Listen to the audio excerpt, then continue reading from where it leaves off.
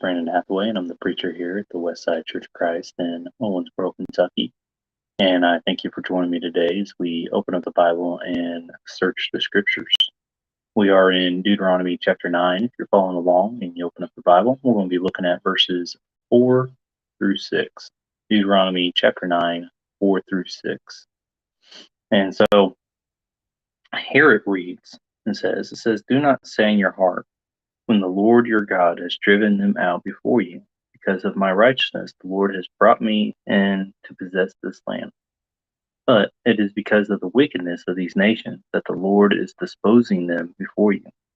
It is not for your righteousness or for the uprightness of your heart that you are going to possess their land, but it is because of the wickedness of these nations that the Lord your God is driving them out before you, in order to confirm the oath which the Lord swore to your fathers Abraham, Isaac, and Jacob. Know then, it is not because of your righteousness that the Lord your God is giving you this good land to possess, for you are a stubborn people." And so here they're being warned once more, when it's all over, when you finally drive everybody out, don't sit back and think that it's because how good you are, how great you are, how much you deserve it, how much you're worthy of it.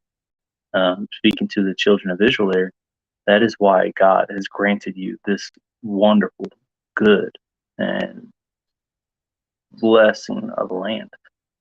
But rather, it's because, one, the wickedness of these people that God is driving them out. They don't deserve it. They are so wicked. They have done evil. They worship idols. They sacrifice children. It's just so many different things. And so they don't deserve this land. And so God is chasing them out and giving it to Israel.